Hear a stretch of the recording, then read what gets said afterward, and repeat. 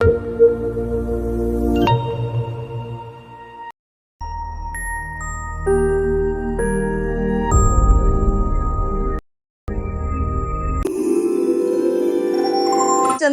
यांच्या एक दोन गोष्टी होत्या. एक म्हणजे मद्याचं त्यांना व्यसन लागलं होतं. काय होतं ना, पैसा येतो, माणसाला प्रसिद्धी मिळते, यश मिळतं, लोकप्रियता मिळते, एक स्टेटस मिळतो इंडस्ट्रीमध्ये, समाजामध्ये, की त्याला जोडून व्यसनं पण माणसाला लागतात.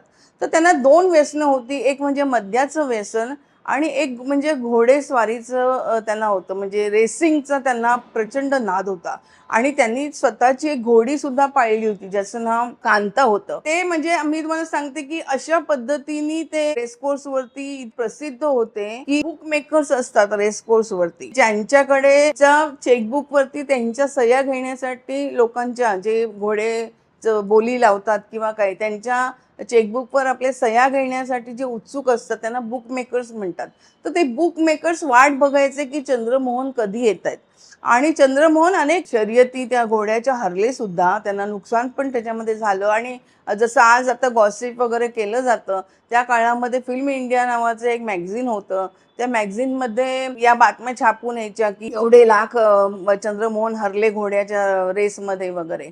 तर ते घोड्याच्या रेसमध्ये होतं, त्यांनी लग्न केलं नव्हतं, अविवाहित शेवटपर्यंत चंद्रमोहन राहिले. आणि असं झालं की घोड्याच्या रेसमध्ये आणि याच्यामध्ये मला आयुष्य त्याच्यामध्ये माझं सगळं घालवायचं आहे, कारण मला लग्नाचं जोखीम नकोय, की लग्न मी केलं तर त्याच्यामध्ये माझी आयडेंटिटी राहणार नाही आणि मला जसं जीवन जगायचं आहे तसं मला जगता येणार नाही. म्हणून त्यांचे काही जवळचे मित्र होते, त्याच्यामध्ये मोतीलाल होते, पृथ्वीराज कपूर होते, उल्हास नावाचे एक आर्टिस्ट होते, त्या काळातले मोठे कलाकार होते, हे त्यांचे जवळचे मित्र.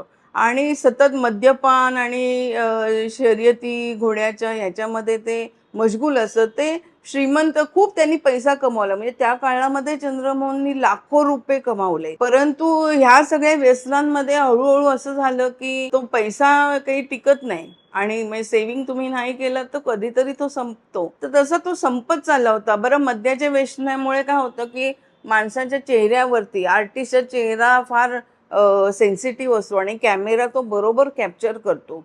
किती मेकअप करा, किती काही करा, परंतु जर का पफिंग असेल डोळ्याच्या खालती किंवा चेहऱ्यावरती सुरकुत्या आल्या असतील किंवा चेहरा सुजलेला वाटत असेल मद्यामुळे, तर तो ते सगळं दाखवतो. त्याच्यामुळे त्यांची कामं सुद्धा हळूहळू कमी होत चालली होती.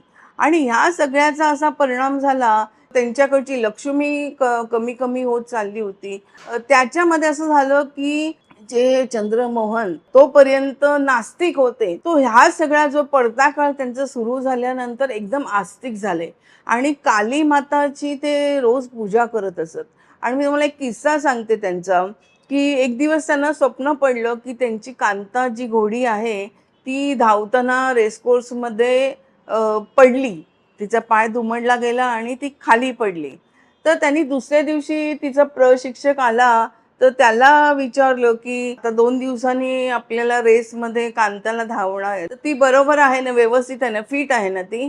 तर तो म्हणाला, नाही काहीच प्रॉब्लेम नाहीये, ती फिट आहे म्हणून.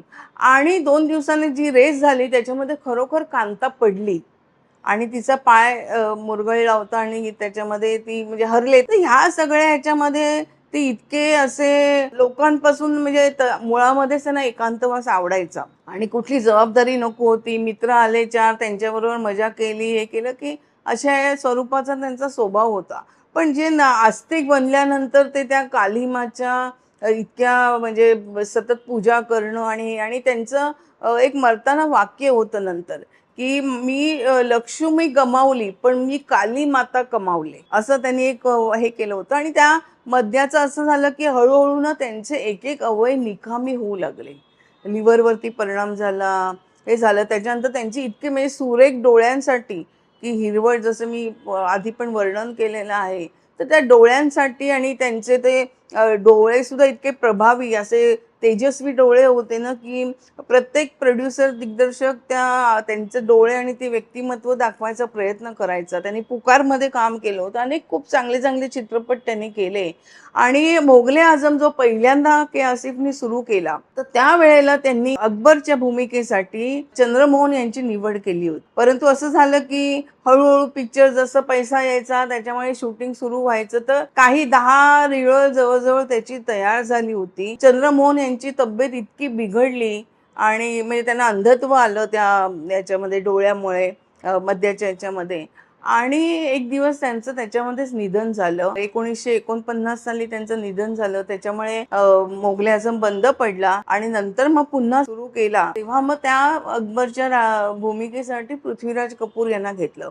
आणि बघा, मी कंगालीचा जसं उल्लेख करते की एवढा श्रीमंत माणूस, एवढी त्यांच्याकडे धनसंपत्ता होती, प्रसिद्धी, पैसा, यश सगळं काही मिळालं, परंतु जेव्हा निधन झालं तर त्या वेळेला त्यांच्या अंत्ययात्रेसाठी सुद्धा पैसे नव्हते.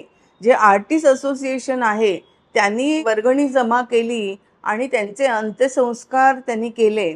आणि याच्यामधली आणखीन मी एक दुःखद गोष्ट बघा, की त्यांनी रणजित मूव्ही टोन बरोबर काम केलं होतं. रणजित मूव्ही टोन म्हणजे रणजित स्टुडिओ, जो दादर टिटीला आता फारसा राहिलेला नाहीये तो, पण रणजित स्टुडिओ दादर टिटीला फार मोठा स्टुडिओ होता. त्याच्यामध्ये खूप मोठ्या मोठ्या चित्रपटांची शूटिंग झालेली आहे. त्याचे मालक होते चंदूलाल शहा आणि त्यांना सुद्धा घोड्याच्या शर्यतीचा प्रचंड नाद होता. तर ज्या दिवशी चंद्रमोहन यांचं निधन झालं तर त्या दिवशी त्या घोड्याची शर्यत होती आणि चंदूलाल शहा अंत्ययात्रेला त्यासाठी गेले नाहीत आणि त्यांनी एके ठिकाणी असं वक्तव्य केलं की मैं चंद्रमोहन को कभी माफ नहीं करूंगा कि उन्होंने जिस दिन रेस दिन उस दिन वो मर गया, अगर वो मंडे मर जाता तो अच्छा होता. म्हणजे बघा लोक कशी असतात की अंत्ययात्रा ला जायचं नाही का, तर माझी रेस आहे त्या दिवशी आणि हा आजच का माणूस मेला, तर जन्म मरण हे काय माणसाच्या हातामध्ये नसतं.